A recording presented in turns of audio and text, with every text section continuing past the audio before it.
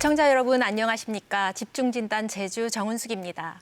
최근 택배는 우리 일상에서 빼놓을 수 없는 분야가 되었습니다. 택배 노동자들은 코로나19와 같은 재난 상황에서도 기본 생활을 유지할 수 있게 해주는 필수 노동자입니다. 집중진단 제주 오늘 이 시간에는 택배 현장의 현실과 제주 택배 산업의 현주소에 대해 심도 깊게 논의해 보도록 하겠습니다. 논의를 위해서 지금 세 분 전문가분들 나와 계십니다. 안녕하십니까? 네, 안녕하세요. 네, 안녕하십니까? 나와주셔서 감사합니다. 네. 최근에 심각한 사회 문제가 되고 있는 것이 과로 등으로 인해서 택배 노동자들이 안타까운 죽음을 맞이하고 있는 겁니다. 택배 노동자들의 과로사가 왜 이렇게 빈번한 것일까요? 아마 제일 큰 문제는 그 택배 노동자들이 너무 장시간 동안 일을 하는 환경이 개선되지 않는 게 문제일 것 같습니다. 뭐 우리 시청자분들도 잘 아시겠지만 최근에 장시간 노동의 가장 큰 이유 중에 하나가 분류 작업이라고 새로운 용어를 시청자분들도 이제 접하게 되셨을 텐데 택배를 그 소비자한테 잘 전달하기 위해서 복잡하지만 긴 시간 동안의 작업이 필요한데요. 이 작업이 이제 공짜인데도 불구하고 강요당하고 그것 때문에 하루 일하는 시간의 30~40%, 많게는 50%, 제주는 조금 덜합니다만 이런 시간을 이제 보내게 되다 보니까 하루에 14시간에서 16시간 정도의 일을 하는 상황을 개선하지 못하고 있는 거예요. 그래서 최근에 9월부터는 과로사가 너무 심하니 네. 분류 작업에 대해서는 이 업체의 책임이 있어서 그걸 전담할 수 있는 사람을 투입해달라. 그래야 우리가 16시간, 15시간 일하지 않고 9시간, 10시간 정도라도 일하는 걸로 줄일 수가 있다. 이런 요구를 했던 거거든요. 애석하게도 이게 잘 해결이 안 되다 보니까 어제도 또 한 분이 또 돌아가시는 일이 있었습니다. 네. 사실은. 다행히 이런 표현이 맞는지 몰라도 제주에서는 아직 그런 분이 안 생겨서 네. 천만 뜻밖에도 다행이지만 대한민국 전체로 보면 택배 노동자의 과로사 문제는 더 이상 방치하면 안 된다는 얘기가 지극히 타당하다고 생각합니다. 네, 말씀해 주셨는데 그러면은 그 배송만 사실상 그 업무에 포함되는 계약인데 지금 그 외에도 분류 작업도 하고 계시고 그게 과로사의 원인인 것으로 말씀을 해주셨는데 그렇다면 이것이 사실은 계약의 위반이고 혹은 근로기준법이나 이런 데 좀 저촉이 될 것 같은데 어떻습니까? 의원님, 그 부분은 어떻습니까? 네, 문제는 여기에 있는 것 같습니다. 그 택배 노동자가 근로기준법 적용을 받는 노동자가 아니거든요. 그래서 문제가 되고 있는데 특수고용 노동자라고 14개 직종으로 이렇게 분류가 돼 있죠. 캐디라든가 학습지 교사, 보험 설계사 등 이렇게 돼 있는데 근로기준법에 적용을 받는 일반 노동자인 경우에는 그 산재보험료 같은 경우도 회사에서 전부 이렇게 의무적으로 내주게 돼 있습니다. 그렇지만 이분들은 노동자가 50%를 또 부담을 해야 되고 지금의 문제되는 것이 거죠. 강요나 유도에 의해서 적용이 제외가 가능하게 돼 있습니다. 그래서 이 문제 해결을 위해서 더불어민주당 그 노웅래 의원께서 지난 15일에 산업재해보상보험법 개정안을 발의를 했는데요. 산재보험의 특수고용 노동자로 가입하도록 이거를 의무화하는 법안이 지금 발의되어 있고 그 외에도 여러 각종 법안이라든가 정부 차원의 회의가 이루어지는 걸로 알고 있습니다. 그렇지만 지금 현재로는 어쨌든 그 근기법에 적용을 못 받기 때문에 산재보험 적용도 안 된다는 말씀이시죠? 예, 그 업계의 반발이라든가 관행적으로 이루어져 왔던 문제, 재계약이 안 된다고 이렇게 강압적으로 하는 문제 때문에 이런 경우들이 상당히 많고 근로복지공단이 조사를 했는데요. 20%가 안 되는 16.8%밖에 산재보험에 가입이 안 돼 있어서 상당히 좀 심각한 문제입니다. 네, 그러면 그 지금 말씀으로는 몸이 아프거나 뭐 급박한 상황이 있어도 사실상 어떠한 보호 조치도 현재로서는 없다라는 말씀인데 어떻습니까? 그 맞습니까? 지금 현재 상황이? 네, 예를 들면 오늘 몸이 아파서 내일 출근할 수 없겠다고 하면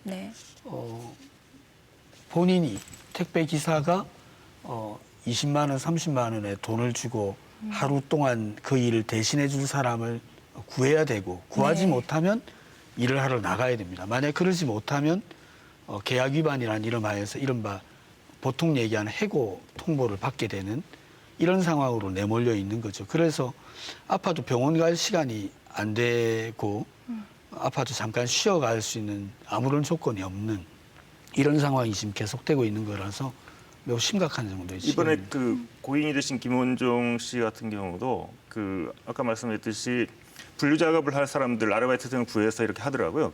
그 네네. 사람을 돈이 없다 보니까 구하지 못해서 이런 사태까지 오는 경우들 있었습니다. 네네. 예. 아, 네. 그렇습니까? 이번 추석 기간에도 또 한편 그 여러 가지 문제로 배송을 좀 그 중단하시는 그런 사태들이 있었는데 그때 약속된 바가 있다고 제가 알고 있는데 혹시 뭐 추가로 인력이 투입되거나 이러지 않았습니까? 이게 이제 좀 네. 조금 전에 이제 의원님 참 좋은 말씀해 주셨던 게 뭐냐면 법과 제도의 사각지대가 이제 있는 거예요. 네. 9월 17일 날 이제 저희가 도저히 이제 과로사가 더 벌어지면 안 되겠다 싶어서 네.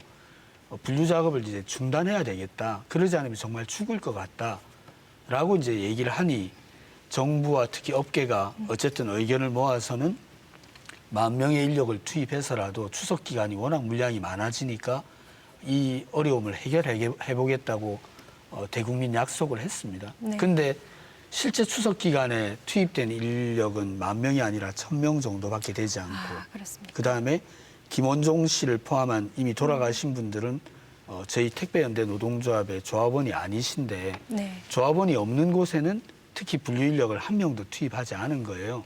조합원이 있는 곳에는 필요 인력이 10명이면 2~3명 정도를 그나마 그거라도 있으니까 다행이긴 했는데 전체를 놓고 보면 약속했던 게 지켜지지 않으니까 추석 기간이 끝난 다음에도 벌써 한 4대분이 돌아가시는 일이 또 생겼던 겁니다. 네. 그래서 외람된 얘기입니다만 국민들 앞에 택배 노동자들 앞에 이렇게 약속하는 게 중요한 게 아니라 실행하는 게 중요하다. 네. 단 한 개라도 실행하지 않으면 누군가의 목숨을 담보로 택배가 배송되어 국민들의 생활을 보장하는 이 악순환의 시스템을 끊어야 된다는 게 제 입장입니다. 네. 어쩌면 저희 사회가 그 부분을 좀 방조하고 있지 않았나 싶은 생각도 듭니다.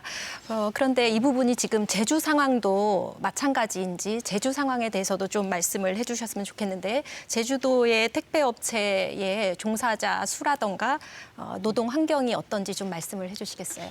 교수님도 계시고 의원님도 계신데 우리 제주의 택배 노동자가 몇 명인지를 저희 택배연대 노조 제주 지부장도 모릅니다. 네. 그 모른다는 건 뭐냐면 아무도 이 문제, 이 일을 중요하다고 생각은 했을지 몰라도 실태 조사도 없었고요. 네. 그러니 이제 그들의 노동 환경, 그다음에 무엇이 가장 시급히 필요한지 개선 사항 이런 것을 우리 제도권 안에서는 수용할 수 있는 어떤 조치도 없었던 거예요. 네. 택배 노동자에 대한 관련 조례도 없고 그다음에 관련된 시책을 제주도에서도 현재는 갖고 있지 않은 걸로 확인이 되더라고요. 그래서 작년에 아마 우리 제주도에서 이동 노동자 쉼터를 만들기 위해서 일부 조사를 했던 게 있었는데 네. 그 보고서를 저희가 이제 입수해 보니까 택배 노동자도 대략 조사하니 네. 한 500여 명 되는 것 같다 이렇게 나온 것 같아요. 그래서 저희가 제주 지부를 출범시키고 난 다음에 좀 손 닿는 것 조사를 해보니까 CJ 대한통운, 롯데, 그다음에 한진, 우체국, 로젠 이른바 빅5라고 불리는 여기에 종사하는 사람이 한 450명쯤 되더라고요. 네. 근데 여기에 속하지 않는 이른바 중소규모 그 물류를 담당하시는 분이 적어도 한 500명 이상이 된다고 봐서 줄 잡아서는 한 1,000명은 될 것 같은데 네. 죄송하게도 저희도 부족해서 그런지 몰라도 아무런 걸 통계도 없다는 게 지금 안타까운 일입니다. 네. 일단 실태 조사부터가 정확하게 네, 좀 진행이 맞습니다. 돼야 될 것 같습니다.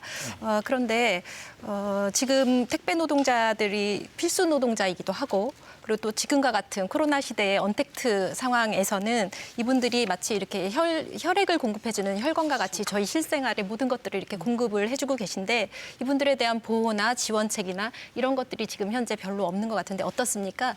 어떻게 진행되고 있는 게 있습니까? 아니요. 제가 알기로도 없는 걸로 아는데요. 사실 네. 서비스 업종의 특성이 그 생산과 동시에 소비가 이루어지거든요. 네. 그것도 한 번 소비가 되고 나면 이게 저장이 안 되기 때문에 굉장히 이게 어려운 업종 중에 하나이기도 한데요. 소비자 입장에서 봤을 때도 이제 이 앞으로 전자상거래가 일상화된다고 본다면 이 택배 물류는 사실 일상화되어서 저희 소비생활화가 뗄래야 뗄 수 없는 이런 이제 서비스 분야가 되었는데요. 이제 택배와 관련된 노동자들이 인권을 좀 존중하고 그리고 환경을 개선해야 될 필요가 있다라고 생각됩니다. 노동 환경이 개선되지 않은 상태에서 우리가 질적 서비스가 높은 서비스를 받는다는 것은 정말 상상하기 어렵거든요. 그렇다면 앞으로 이제 일상화되는 택배 서비스에 좀 더 나은 서비스 제공을 위해서도 꼭 필요하다라고 생각이 됩니다. 네, 알겠습니다. 고맙습니다. 지금 말씀해 네. 주셨는데 이런 보호 조치라던가 네. 지원 대책에 실질적인 사례로 서울에 성동구 사례가 있다라고 제가 좀 읽었습니다. 네. 그 부분에 대해서 좀 설명을 해주시죠, 대표님. 성동구에서 네. 2020년 9월 10일 날 필수 노동자 보호 및 지원에 관한 조례를 제정을 했더라고요. 그 지원 사업, 그게 택배 노동자 지원 사업으로 근로 조건 및 근무 환경을 개선하기 위한 사업을 하도록 되어 있고요. 그리고 필수 노동자 보호 지원을 위한 조사 연구도 하고 저소득 필수 노동자 보호 지원을 위한 재화 서비스 제공도 할 수 있도록 해서 필수 노동자 지원위원회를 설치하도록 네. 되어 있더라고요. 그리고 이 필수 노동자들을 위해 가지고 이제 기본 방향, 추진 목표, 분야별 시책, 그다음 추진 과제, 추진 방법, 필요 예산 등에 대한 것을 반드시 이제 시행하도록 이렇게 되어 있어서 제주도도 이런 사례들을 모범 삼아서 이게 네. 벤치마킹을 해서 네. 관련된 법을 좀 제정하면 좋지 않을까라는 생각이 들고요. 그리고 소비자 입장에서 아직까지 필수 그렇게 택배 종사하는 사람들의 기초 통계도 안 나와 있다는 사실에 정말 많이 놀랐습니다. 네. 지금 말씀해 주신 성동구 사례가 네. 우리나라에서는 최초의 네, 지원 네. 조례로 만들어진 네, 네. 거죠. 네. 네. 예.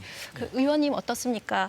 성동구 사례가 이제 파급력이 좀 우리 사회에 이렇게 크게 있었으면 좋겠는데 지방자치단체 예. 조례지 않습니까? 특히 구 차원의 조례인데 예. 이것으로 충분합니까? 그리고 제주도에서는 어떤 방침이 좀 있을지.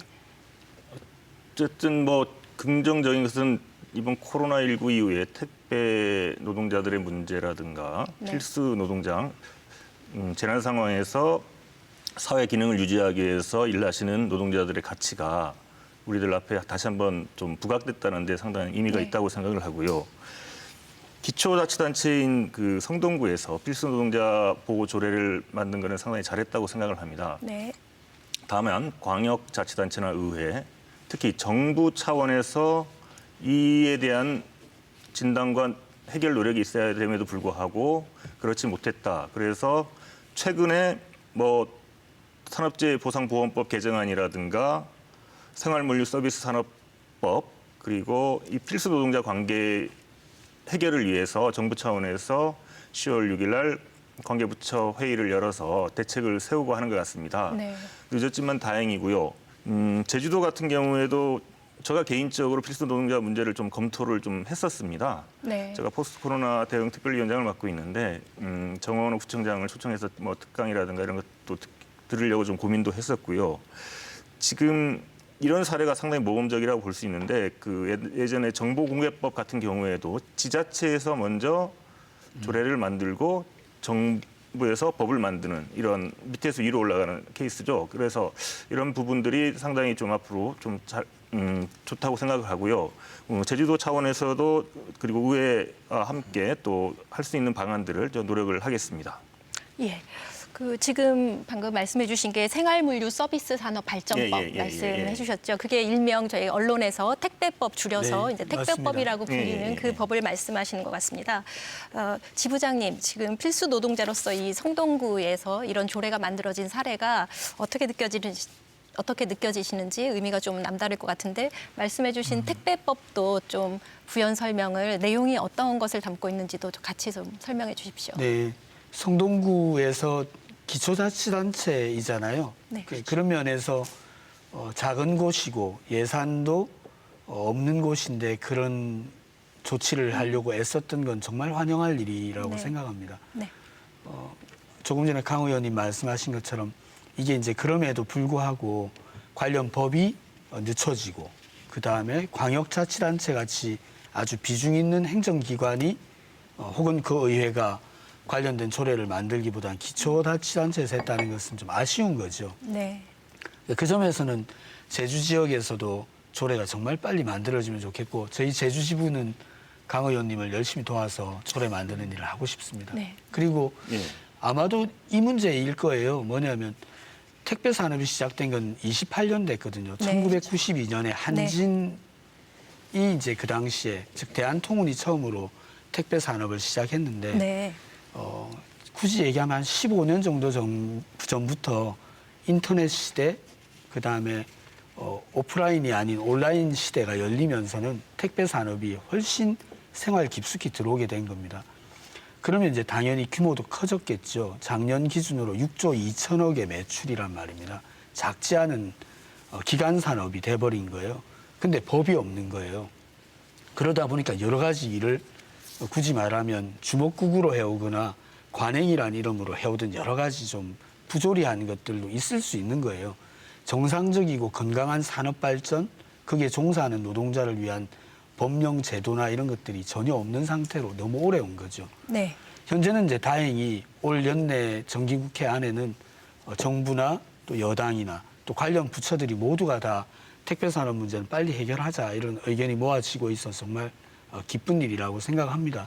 근데 법이 만들어지기를 언제까지 기다리고만 있을 게 아니라 주권자인 시민이 도민이 준 권한을 가지고 네. 도의회에서 이 문제에 대한 해법을 찾을 수 있으면 아무래도 많은 곳에 좋은 영향을 또 줄 수 있는 제주도가 될 거라고 생각합니다. 네, 굉장히 강조를 해주시는데요. 예. 이 부분은 의원님께서 좀 답변을 해주셔야 될 것 같은데 기대하고 의지를 좀 보여주셔야 될 것 정부나 우리 같습니다. 지자체 차원에서도 항상 소일고 외양간 고치고 노동자들이 죽어나가야 대책을 세우고 하는 게 이런 것들이 좀 아쉬운 부분인데 박홍근 의원께서 20대 국회 때도 발의를 했었고 이번에 또 8일 날 지금 생활물법을 네. 발의했는데 이 법이 상당히 중요한 것 같습니다. 여기에 인증제 도입과 지자체의 지원 근거, 표준 계약서 작성 문제, 그리고 종사자 보호라든가 또 벌칙 이런 부분들이 있기 때문에 이 법을 반드시 국회를 좀 통과하는 게 상당히 중요하겠다 생각을 하고요. 또 김두관 의원께서 말씀하신 사항이 있는데 토요일 날만큼은 택배를 좀 운송 안 하는 것도 일부 품목이라도 그러면 택배 노동자들이 좀 한결 더 노동 시간이 감축이라든가 이런 게 되지 않을까 이런 생각도 좀 해봅니다. 예, 지금 말씀해 주시는 부분은 이제 중앙에서 그렇게 국회에서 처리돼야 될 부분이고 지금 이제 제주도 차원에서 도의회에서도 이 부분을 조례로 좀 제정을 해주십사 하는 예, 아까도 의지를 좀 말씀했지만 말씀해 주시죠. 그 부분은 저희가 바로 끝나면 네. 필수 노동자 부분에 네. 관한 조례 부분은 제가 네. 개인적으로도 검토도 했었기 때문에 네. 이상 없이 추진하도록 하겠습니다. 네. 고맙습니다, 정말. 그러면 이쯤에서 이 첫 번째 주제였던 택배 노동자들의 노동과 인권에 대한 부분을 조금 논의를 마무리하고요. 두 번째 주제로 좀 넘어가 보도록 하겠습니다.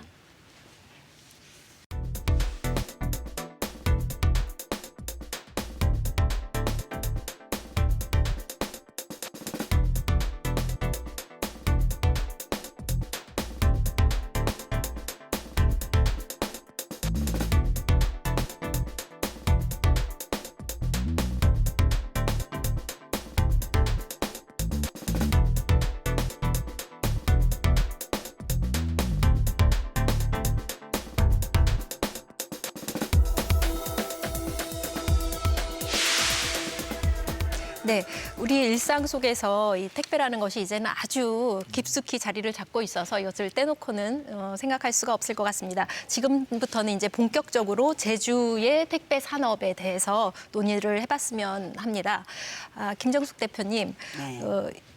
최근에 코로나19 때문에 더욱 이 택배 산업 자체가 굉장히 급속도로 성장하고 있는데요. 우리나라의 택배 산업 그리고 특히 제주도에서의 이 택배 산업의 성장률이나 현재의 현황 이런 것들 좀 설명 좀 부탁드립니다. 네, 우리 한국통합물류협회에 따르면 지난해 우리나라 택배 물량은 2012년에 비해서 98.4%가 증가를 했습니다. 거의 100%네요. 예. 그러면 물량을 보면 이제 27억 9천만 개 정도고요. 19년도입니다. 네. 그다음 국민 1인당 택배 이용 횟수는 53.8회 네. 있고요. 이거를 경제활동 인구로 환산을 하면 1인당 99.3회의 택배를 이용을 했습니다. 아마 아직 2020년도 통계는 이제 구체적으로 나오지는 않았는데요. 이 서로 대면 접촉을 꺼리면서 아마 훨씬 더 많이 증가했을 거로 상상이 됩니다. 그리고 결국은 전 국민이 일주일에 최소 한 번 이상은 택배를 이용하는 셈이었어요. 이게 19년도 자료입니다. 15년 이후에 계속 전국적으로 매년 10% 안팎으로 성장을 했습니다. 그래서 19년도는 6조 3,300억 원 예. 정도가 어마어마한 돈이죠. 이게 이제 택배로 거래가 이제 이루어졌는데요. 그 2018년 대비해서 19년이 11.7% 성장을 했습니다. 이렇게 성장하게 된 주 원인은 온라인 쇼핑몰의 급성장인데요. 온라인 시장이 2019년에 134조 5,800억 원이었어요. 네. 134조입니다. 지금 조옥하면 저희 막 상상이 안 들 정도로 네. 어마어마한 돈인데요. 그렇죠. 이게 18년 대비해서 19년이 18.3% 성장을 했는데요. 아마 2020년도 자료가 나오면 저는 개인적으로 아마 20% 이상이 성장했을 걸로 아마 코로나가 큰 몫을 했겠죠. 그러면서 택배가 굉장히 많이 성장을 했습니다. 그렇다고 보면 앞으로 이 사람들이 자꾸 편의성을 추구하면서 전자상거래 시장은 더 활성화될 거고요. 그렇다면 이 택배 서비스는 우리 소비 생활과 일상생활에 없어서는 안 될 정말 뗄래야 뗄 수 없는 이러한 이제 정말 필수적인 산업이 될 거라고 생각이 됩니다. 제주도는 사실은 택배 물량과 관련해서 아까 그 인력과도 구체적인 통계가 없다라고 했는데요. 택배 물량도 제주도만으로 한 매년 구체적인 지금 통계 자료는 안 나와 있는데요.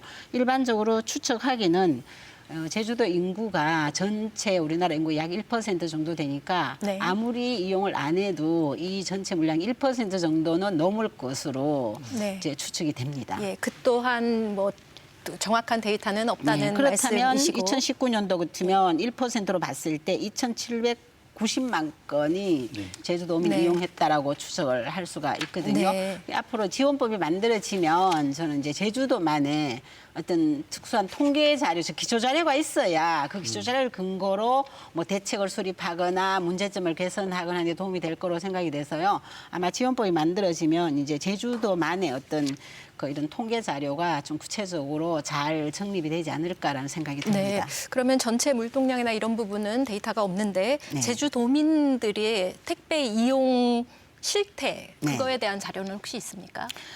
저희가 원래 제주도민의 이제 실제 택배비를 조사를 지금 했는데요. 네. 지금 상반기까지 조사를 했습니다. 그래서 2020년도에 제주도의 특수배송비는 2,300원 정도. 제주도는 이제 섬이라는 즉 선박과 항공료를 이용한다는 이제 조건으로 특별 여건으로 간주를 해서 이게 별도 권역으로 분류를 했어요. 네. 그래서 특수배송비라는 추가 비용을 부과를 시키고 있습니다. 이 추가 비용을 부과한다는 게 굉장히 저는 이제 부당하다라고 생각되는데 그래서 배송 비용 부담이 굉장히 높습니다. 네.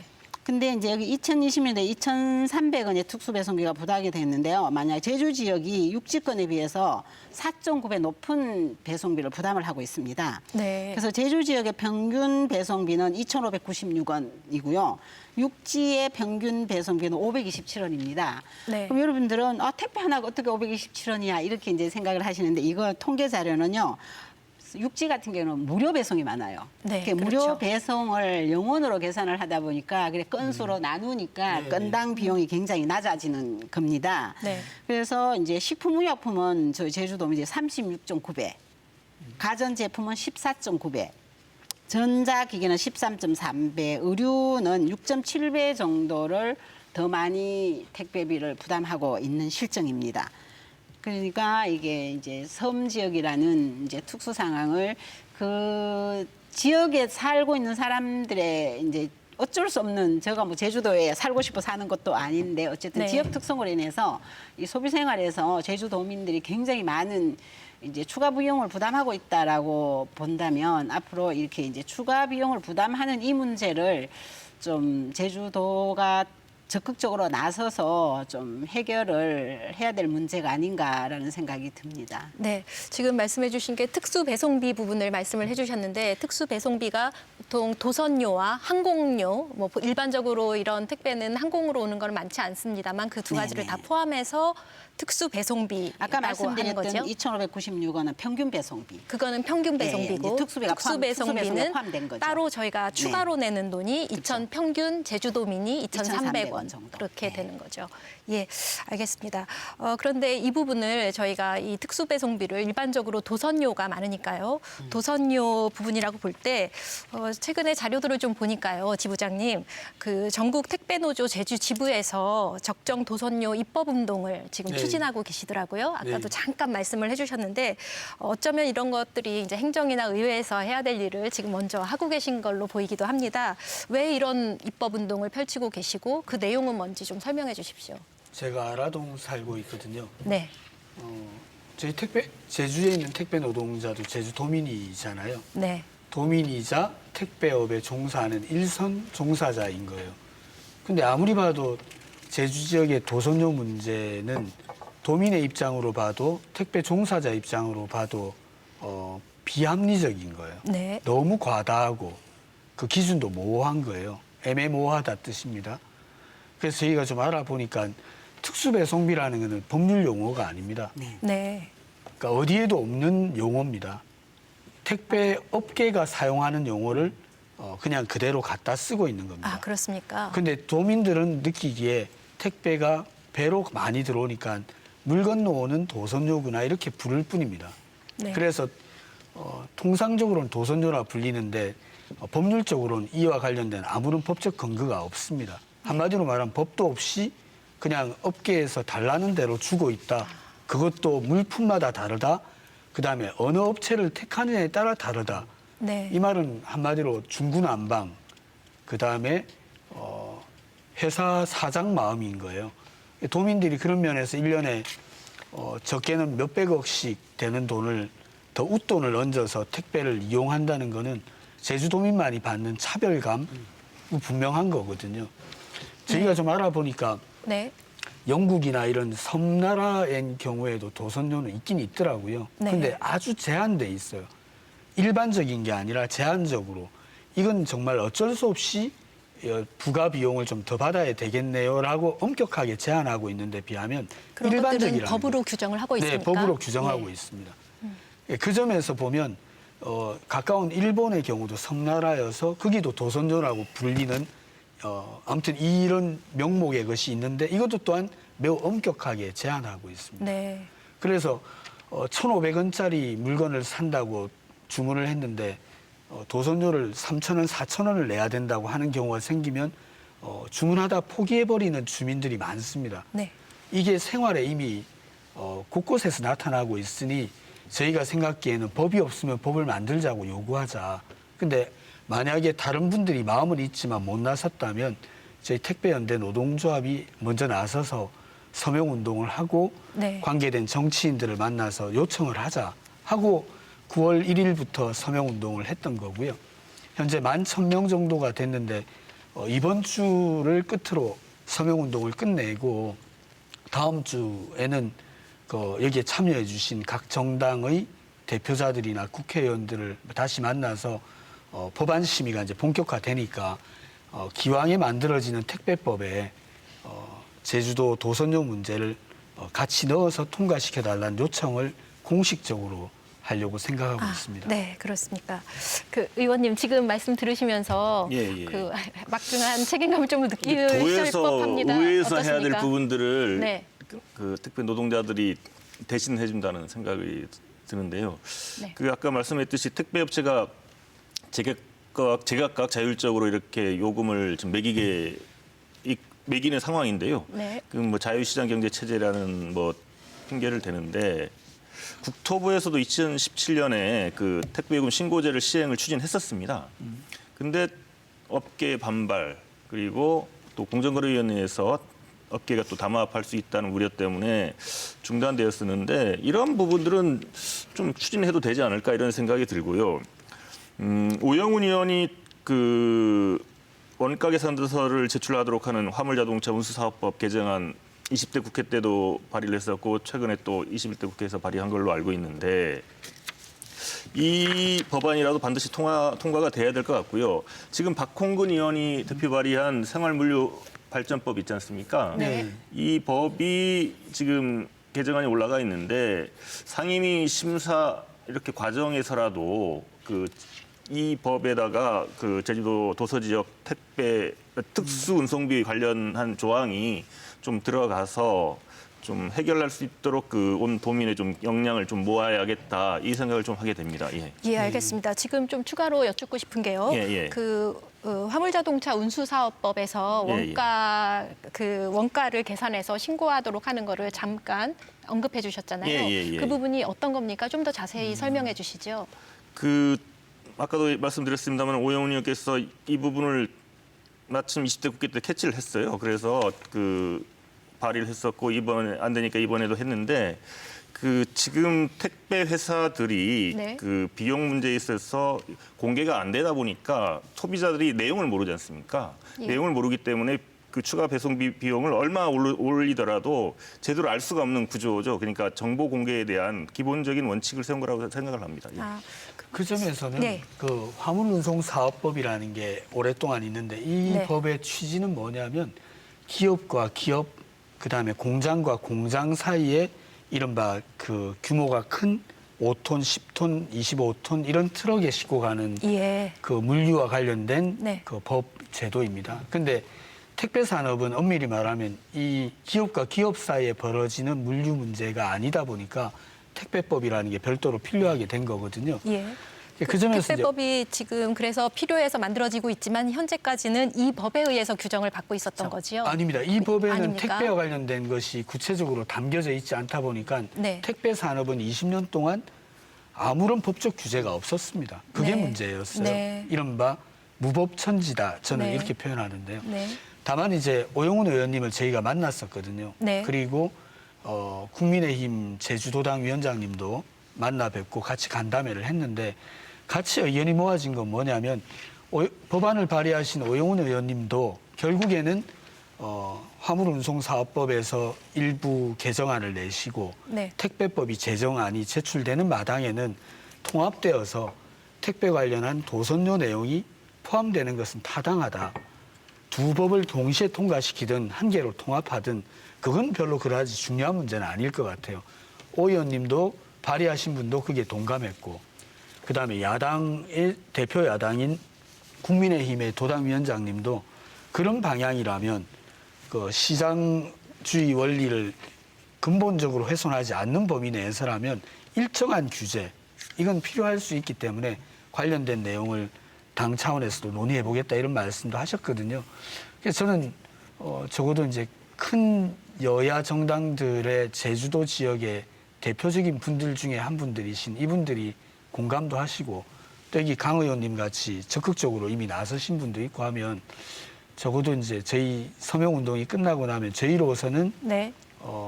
도민사회에 다시 한번 요청도 드리고 중앙정부와 중앙정치 정당들에도 관련된 법안 심의에서 꼭 다뤄지게 해서 단 한 줄만이라도 들어가시면 그다음은 이와 관련된 시행 조치를 할 수가 있을 거라고 기대하고 있습니다. 네, 그 부분이 지금 도선료 부분이 특별하게 네. 들어가야 된다는 말씀을 맞습니다. 해주시는 거지요.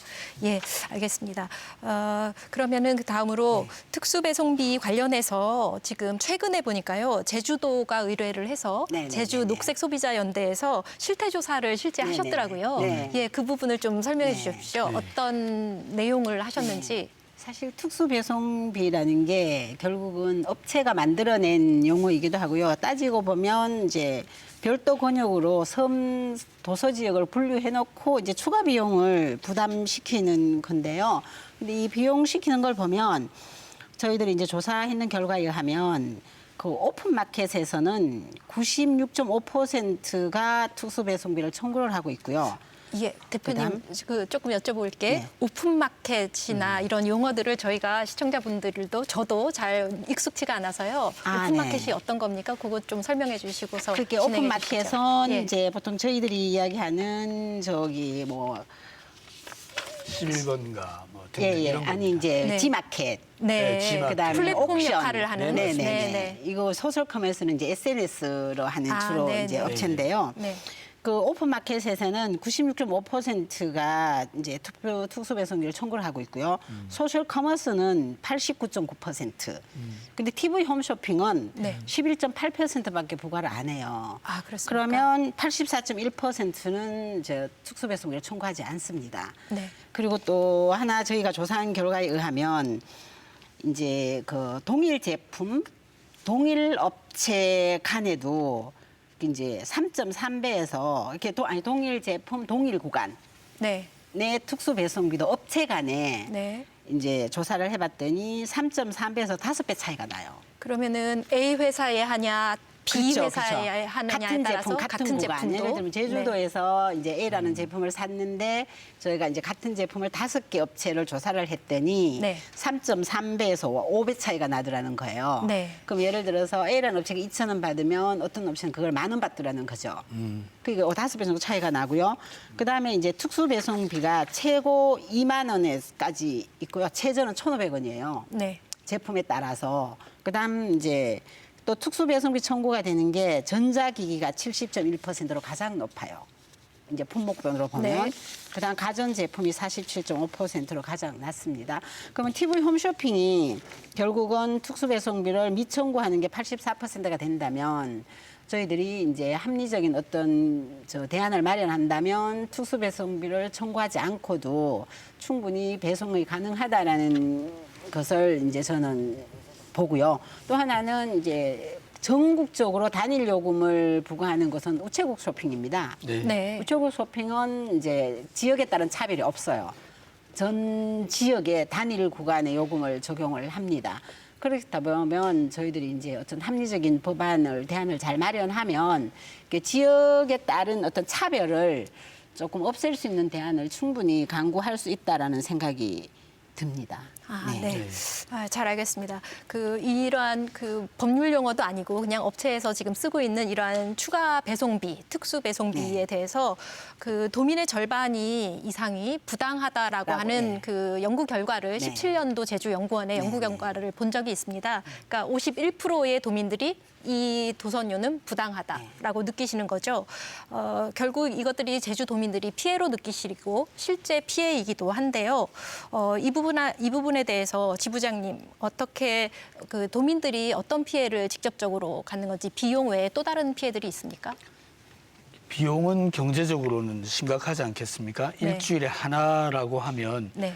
1인당 지금 말씀하신 약 2,000원이 넘는 2,300 얼마 정도가 된다고 치면 이걸 이제 3인 가구, 4인 가구, 2인 가구로 그리고 도민 전체가 70만 명 이게 이제 약 1,000억 가까운 적게는 한 600억 정도 되는 매년 이른바 듣도 보도 못한 특수배송비라는 돈을 재벌 택배회사가 90%의 시장 점유율을 가진 택배 시장에 돈을 내고 있는 거예요. 네. 한마디로 수백억 부자한테 도민들이 십시일반해서 매년 몇백억씩 갖다 제 표현입니다. 갖다 바치고 있다. 네. 그래도 이유를 알지 못한 채 언제 이게 끝날지 모르는 이상한 구조를 우리는 어쩔 수 없다고 수용할 것이냐 해결할 것이냐인데 현재 도민들이 제일 어려운 거는 주문을 포기하는 경우.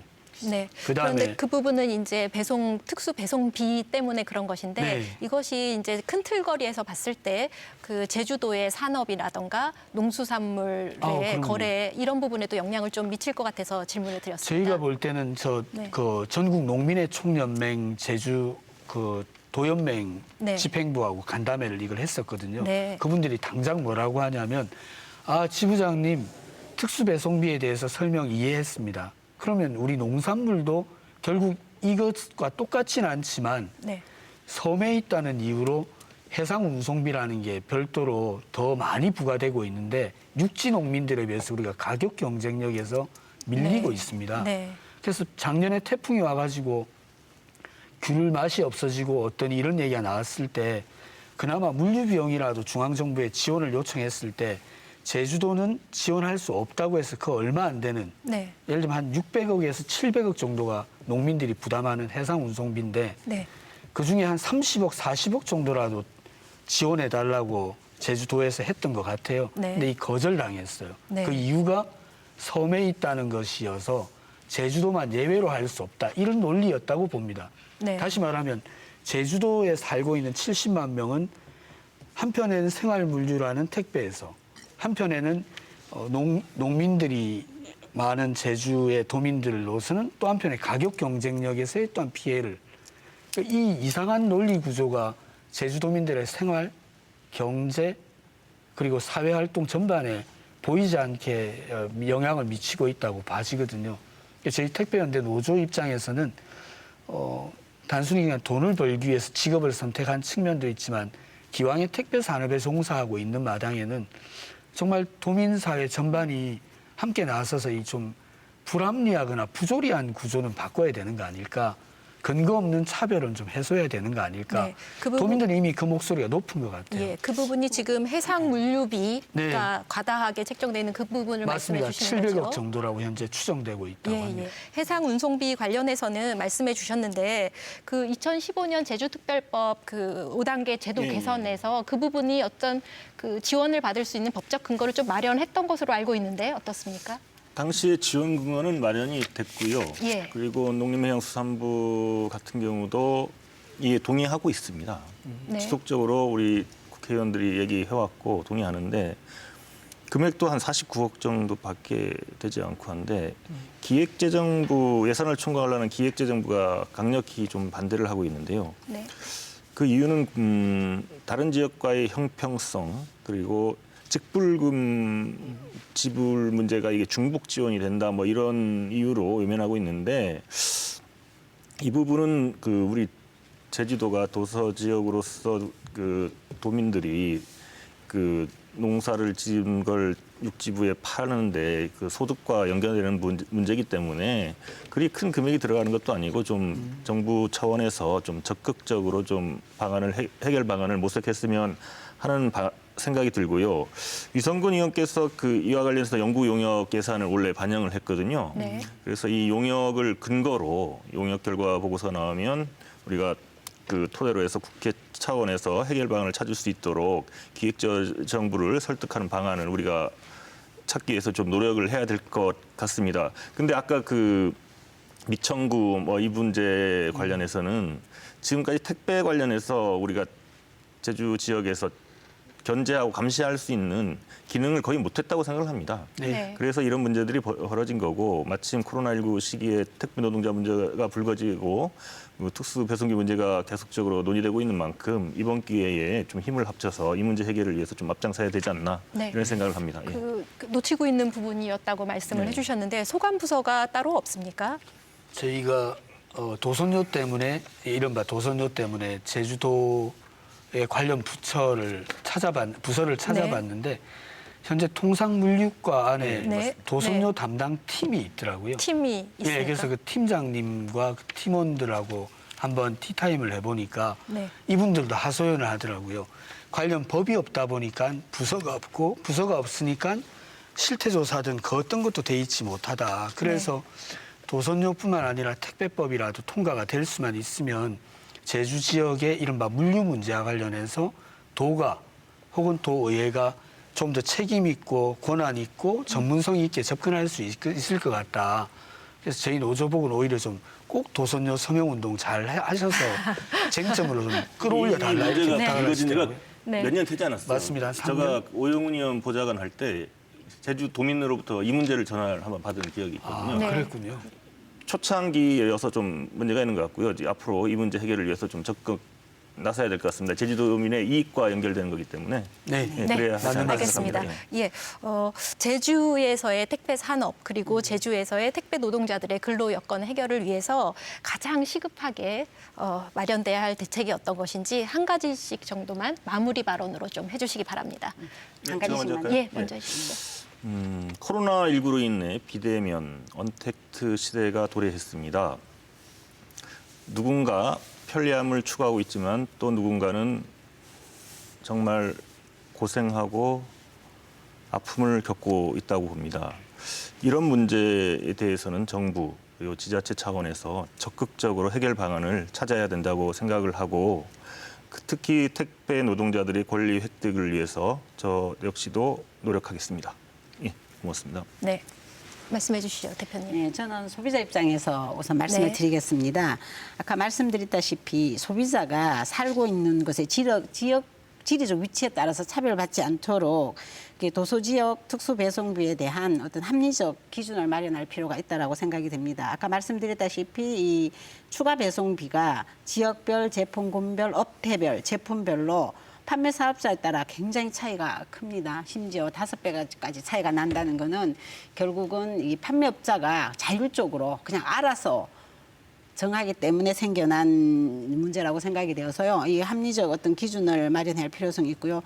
더더욱 특히 한 가지만 더 말씀을 드리면 이제 소비자들이 또 이제는 특수배송에 좀 관심을 가져서 이 업체 간에 이제 이 특수배송비에 좀 경쟁이 생길 수 있도록 특수배송보다 좀 관심을 가져야 될 필요가 있다는 생각이 들고요. 소비자들이 합리적 선택을 할 수 있는 어떤 정보 제공을 좀 더 적극적으로 할 필요가 있다고 생각이 듭니다. 네, 감사합니다. 지부장님 말씀해 주시죠. 네, 그 코로나 시대에 저희가 숨은 영웅이다 이런 찬사를 받기도 했지만 죽지 않고 일할 수 있는 노동 환경 그리고 특수고용직이라는 애매한 게 아니라 노동 3권이 최소한 보장되는 노동 환경이 될 수 있도록 많은 관심을 좀 부탁드립니다.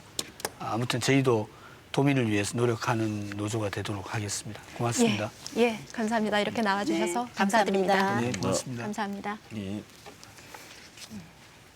섬이라는 특성상 일반 생활물류뿐만 아니고 농수축산물의 반입 반출을 위해서도 반드시 필요한 특산업이 택배 산업입니다.